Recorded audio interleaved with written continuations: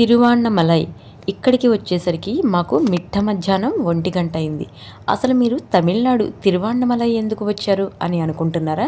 ఇంతకుముందు నేను చెప్పాను కదండి, మేము ఒక 10-15 డేస్లో అరుణాచలం యాత్రకి వస్తున్నామని చెప్పి. అందులో భాగంగానే ఈ వ్లాగ్ అయితే మీ ముందుకు ఉంచుతున్నాను. ఈ వీడియోలో అరుణాచలం యాత్రకి మేము ఎలా వచ్చాము, అలాగే మనం అరుణాచలం వస్తే కనుక రూమ్స్ ఎలా బుక్ చేసుకోవాలి, గిరి ప్రదక్షిణని ఎలా మొదలు పెట్టాలి అనేది పూర్తిగా తెలుసుకుందాం. తర్వాత నెక్స్ట్ పార్ట్లో మేము ఏ విధంగా గిరి ప్రదక్షిణని కంప్లీట్ చేసామన్నది కూడా చూపిస్తాను. ఇంకెందుకు ఆలస్యం, లేట్ చేయకుండా వ్లాగ్లోకి అయితే వెళ్ళిపోదాం. ఇక్కడ చూస్తున్నది మీరు Tenali railway station. Tenali railway స్టేషన్కి మేము వచ్చాము. ఎక్కడికి వెళ్ళినా సరే తెనాలి రైల్వే స్టేషన్ నుంచి మేము స్టార్ట్ అవ్వాల్సిందే. ఎందుకంటే తెనాలి జంక్షన్ కాబట్టి అక్కడికి వచ్చి మిగిలిన మేము కావాల్సిన డెస్టినేషన్కి వెళ్ళాల్సి ఉంటుంది. ఇలా ఇక్కడికి వచ్చిన తర్వాత కన్యాకుమారి ఎక్స్ప్రెస్ అయితే ఎక్కేసేసి తిరువణ్ణమలై రైల్వే స్టేషన్లో దిగేసాము. ముందు రోజు నైట్ 12:30కి ట్రైన్ ఎక్కితే తిరువణ్ణమలై చేరేసరికి నెక్స్ట్ డే మార్నింగ్ 12:30 అయ్యింది. అంటే దగ్గరగా 12 గంటలు ట్రైన్లో జర్నీ చేయాల్సి వచ్చింది. ఇదిగోండి, ట్రైను తిరుపతిలో చాలాసేపు ఆపేశారు. ఏంటా అని చూస్తుంటే ఇదే ఫస్ట్ టైం అనమాట చూడడం. మన ఏసీ కంపార్ట్మెంట్లో ఉండేటువంటి పిల్లో కవర్స్ కానీ బెడ్షీట్స్ కానీ ఇట్లా ఒక చోట కలెక్ట్ చేసుకుంటారట. నేనైతే ఇదే మొదటిసారి చూడడం. సో ఈ విధంగా సరదాగా జర్నీ అయితే చూసేస్తూ ఈ ట్రైన్లో వచ్చే వాటన్నిటిని అబ్జర్వ్ చేస్తూ అలా తిరుపతిని అయితే దాటేశాం. ఇక్కడ అయితే ఒక అద్భుతమే చోటు చేసుకుంది. అరుణాచలం మహాదేవుని కంటే ముందే తిరుపతిలో ఉన్న వెంకన్న స్వామి మమ్మల్ని ఇలా కొండ రూపంలో అయితే పలుకరించాడు. ఇంతకుముందు చాలా వీడియోస్లో నేను పోస్ట్ చేశాను, కానీ ఇంత క్లియర్ పిక్చర్ అయితే స్వామివారిది నాకు కనిపించలేదు. సాక్షాత్తు వెంకటేశ్వర స్వామి పడుకున్నట్లుగా అదిగోండి, ముక్కు రూపం, నుదురు, కిరీటం, పెదవులు, కళ్ళు మూసుకొని పడుకున్నట్టుగా ఉన్నటువంటి స్వామి రూపం మనకి కనబడుతుంది. అలా జర్నీ చేస్తూ మిట్ట మధ్యాహ్నం 12:30 కల్లా తిరువణ్ణామలై రైల్వే స్టేషన్లో అయితే దిగేసాము. మేము ముందుగానే రూమ్స్ బుక్ చేసుకున్నాం కాబట్టి అక్కడికైతే వెళ్దామని ప్లాన్ చేసుకున్నాము. అరుణాచలంలో వచ్చినప్పుడు మనం ఇలా స్టే చేయాలి అనుకున్నప్పుడు గూగుల్లో సెర్చ్ చేసినప్పుడు మనకి ఇలా అకామిడేషన్ అయితే దొరుకుతూ ఉంటాయి. కొండ పక్కనే చాలా చోట్ల చుట్టుపక్కల అనమాట అన్ని రకాల లాడ్జులు మనకి అందుబాటులో ఉంటాయి. మనకి 1000 రూపీస్ నుంచి రూమ్స్ అనేవి స్టార్ట్ అవుతూ ఉంటాయి. సో మేమైతే ఒక రూమ్ని అయితే ముందుగానే బుక్ చేసుకున్నాం కాబట్టి ఆటోలో అయితే రూమ్ దగ్గరికి అయితే వచ్చేసాము. ఇక్కడ తమిళనాడులో ప్రతి ఒక్కటి కూడా చాలా కాస్ట్ అండి. ఈవెన్ 2 కిలోమీటర్స్ కూడా 200 రూపీస్ ఛార్జ్ చేస్తున్నారు వీళ్ళు.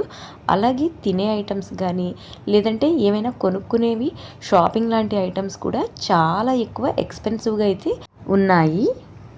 ఈ తిరువణ్ణమలై నుంచి మన రాజగోపురం డిస్టెన్స్ ఎంతో దూరం కాదు, జస్ట్ ఒక 2 కిలోమీటర్స్ ఉండొచ్చు అనమాట. అంత దగ్గరలో ఉంటుంది. యాక్చువల్గా ట్రైన్లో వస్తున్నప్పుడే తిరువణ్ణమలై రైల్వే స్టేషన్కి వచ్చే ముందే మనకు ఒక కొండ తగులుతుంది. అదే సాక్షాత్తు అరుణాచలం గిరికొండ. ఈ కొండ చుట్టూ మనం ప్రదక్షిణ చేయాలన్నమాట. సో ఇదిగోండి, మేమైతే ఇలా రూమ్కి అయితే వచ్చేసాము. రిసెప్షన్ దగ్గరికి వచ్చిన తర్వాత రూమ్స్ బాగానే ఉన్నాయి, ఒకసారి చెక్ చేసుకున్నాం అనమాట. కంఫర్టబుల్గా ఉన్నాయా లేదా అని చెప్పి చూస్తే రేట్స్ కూడా రీజనబుల్గానే ఉన్నాయి. ఇంకెందుకు ఆలస్యమని ఇక్కడ దిగేసిన తర్వాత మెస్లో భోంచేసేద్దామని ఒకే ఒక్క మెస్ ఉంది ఇక్కడ దగ్గరలో. ఆ మెస్లోకి వెళ్ళైతే మేము భోంచేసాం. పూర్తిగా శాకాహారం భోజనం, తమిళనాడు స్టైల్ వర్షన్లో సింపుల్గా అయితే అరిటాకులో వేసి మరీ వడ్డిస్తున్నారు. ఇక్కడ ఒక 1/2 కిలోమీటర్ చుట్టుపక్కల ఏ మెస్ కానీ ఏ రెస్టారెంట్ ఫుడ్ కోర్ట్ లాంటిది లేకపోవడం వల్ల ఇది చాలా బాగా రన్ అవుతుందట. అలాగే ఫుడ్ క్వాలిటీ కూడా చాలా బాగుంది. సో మేమైతే శాకాహారాన్ని ప్రిఫర్ చేసేసి కడుపు నిండా తినేసిన తర్వాత గిరి ప్రదక్షిణకి మరి ఓపిక కావాలి కదండి. గిరి ప్రదక్షిణ చేసేటప్పుడు విపరీతమైనటువంటి దాహం వేస్తుంది. అందులో ఎండాకాలం కదా, కాబట్టి కాళ్ళు కూడా బాగా మాడిపోతూ ఉంటాయి. అందువల్లనే గిరి ప్రదక్షిణకి సేఫ్ సైడ్గా ఇలా సాక్స్లను అయితే తీసేసుకున్నాము. ఒక 2 పెయిర్స్ సాక్స్లు తీసుకున్న తర్వాత గిరి ప్రదక్షిణ చేయడానికి మేము ఫ్రెష్ అప్ అయిపోయి రూమ్లో నుంచి బయలుదేరడం అయితే జరిగింది. కంపల్సరీ సాక్స్ల పెయిర్ అనేది దగ్గర పెట్టుకోండి, ఎందుకంటే తార్ రోడ్డు పైన కాళ్ళు బాగా గుచ్చుకొని బొబ్బలు కట్టేస్తూ ఉంటాయి అన్నమాట. అందువలన సాక్స్లు వేసుకుంటే కొంచెం మనకి ఉపశమనం అనేది వస్తుంది. ఇదంతా నేను తర్వాత వీడియోలో అయితే మీకు చెప్తాను. మేము రెడీ అయ్యి ఇలా బయటకు వచ్చిన తర్వాత చూడండి, అరుణాచలం మ్యాప్లో మనం చూస్తూ ఉంటాం కదా, 4 గోపురాలు ఉంటాయి కదా, వాటిల్లో ఇది ఒక గోపురం అన్నమాట. ప్రధాన గోపురం అయితే కాదు. అయితే అరుణాచలంలో మనం గిరి ప్రదక్షిణ ఎక్కడి నుంచి అయితే స్టార్ట్ చేసామో అక్కడికే వచ్చి ముగించాలట. ఇది మాత్రం అసలు ఎట్టి పరిస్థితుల్లో కూడా మర్చిపోకూడదు. జనరల్గా గిరి ప్రదక్షిణ ప్రధాన రాజగోపురం నుంచే చేస్తారు. ఇదిగోండి ఇప్పుడు మీరు చూస్తున్నారు కదా, ఇదే ప్రధాన రాజగోపురం. ఇక్కడ నుంచి మనం గిరి ప్రదక్షిణ మొదలు పెట్టాలి. కాబట్టి మేమైతే ఇక్కడికి వచ్చేసాము. మేము స్టే చేసిన రూమ్స్ దగ్గర నుంచి ఈ ప్రధాన రాజగోపురానికి కేవలం ఒక 300 కిలోమీటర్స్ మాత్రమే. ఇక్కడ రాజగోపురాలు ఎంత ఎత్తుగా ఉన్నాయంటే నేను కౌంట్ చేస్తే దగ్గరగా 10-11 అంతస్తుల వరకు వచ్చాయన్నమాట. పనితనం కూడా అసలు ఎంతో ఆకట్టుకుంటుంది, అంతగా బాగుంది. ఇక లోపలికైతే వెళ్తున్నాము. కొబ్బరికాయ కొట్టేసి హారతి కర్పూరం ఇచ్చిన తర్వాత గిరి ప్రదక్షిణ చేయాలనుకుంటున్నాము. లోపల కూడా సాటర్డే సండే కాదు కాబట్టి మేము వచ్చింది, అంత పెద్ద రష్ అయితే ఏమీ లేదు. జనరల్గా అయితే వీకెండ్స్లో పౌర్ణమి ఆ టైంలో మాత్రం చాలా కిటకిటలాడిపోతుందట ఈ రాజగోపురం కానీ గిరి ప్రదక్షిణ చేసే రోడ్స్ కానీ అంత రష్ ఉంటాయి. ఇక ఇక్కడ మేము కొబ్బరికాయ తీసుకున్నాము, అలాగే కర్పూరం కూడా తీసుకున్నాము. గిరి ప్రదక్షిణకి ఎటువంటి ఆటంకాలు లేకుండా మా మనసులో ఉన్న కోరికలు కూడా నెరవేరేలాగా ఆ స్వామివారికి ఒక్కసారి విన్నవించుకున్న తర్వాత ఇలా కర్పూరాన్ని వెలిగించి కొబ్బరికాయ కొట్టడం జరిగింది. ఇక్కడ రాజగోపురాలని చూస్తుంటే ఎంత బాగుందంటే కాసేపు అక్కడే అట్లా నిలబడిపోవాలనిపించింది. అంత అందంగా అయితే ఉన్నాయి. ఇక ఒక్కొక్క రాజగోపురం ఎంత వెడల్పుగా ఉందంటే ఈ ఎత్తైన రాజగోపురాలని చూస్తే నాకు ఒక్కసారిగా కేరళలో కొలువై ఉన్న అనంత పద్మనాభ స్వామి వారి టెంపులే గుర్తొచ్చింది. అంత వెడల్పుతో అంత హైట్తో చూడడానికి ఎంతో కన్నుల విందుగా మనం ఎక్కడ నడుస్తున్నా సరే ఈ రాజగోపురాలు ఐడెంటిఫై అయిపోతాయి. అంటే చుట్టుపక్కల ఉన్న ఏరియాస్కి అనమాట.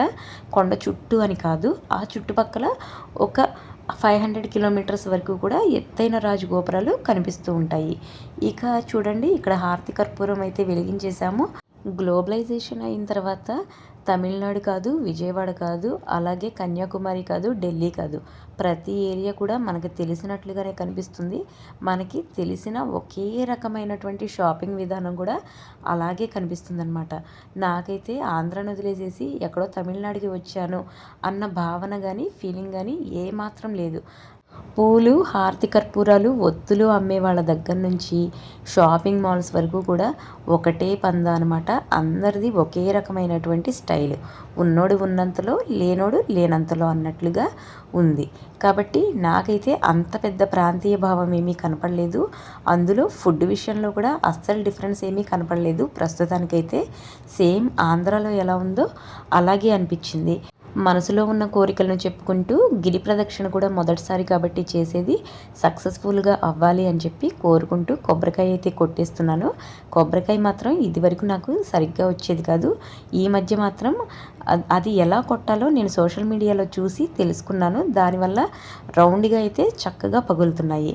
ఇలా ప్రధాన రాజగోపురం దగ్గర మా గిరి ప్రదక్షిణ యాత్ర అయితే మొదలైంది. ఇక గిరి ప్రదక్షిణ చేసేటప్పుడు సాక్స్లు వేసుకోవాలని చెప్పాను కదా. సో కొంచెం దూరం నడవగానే కొంచెం కష్టం అనిపించేసరికి ఇక లాభం లేదు, సాక్స్లు వేసుకుంటేనే సరిగ్గా నడవగలుగుతామని చెప్పి సాక్స్లు వేసుకొని ఓం నమ శివాయ అని చెప్పుకుంటూ ఇక గిరి ప్రదక్షిణకైతే మొదలు పెట్టేశాము. ఇక నెక్స్ట్ వీడియోలో అయితే ఎలా చేసాము, మధ్యలో వచ్చే టెంపుల్స్ ఏంటి, ఇవన్నీ కూడా మీకు నేను ఎక్స్ప్లెయిన్ చేస్తూ మరొక వీడియో అయితే పోస్ట్ చేస్తాను. మరి ఈ వీడియో పైన మీ అమూల్యమైన అభిప్రాయాన్ని కామెంట్ సెక్షన్లో కామెంట్ చేయండి. అలాగే ఏదైనా డౌట్స్ ఉన్నా పోస్ట్ చేయండి, నేనైతే క్లారిఫై చేస్తాను. నెక్స్ట్ పార్ట్ 2 కోసం stay tune to my channel.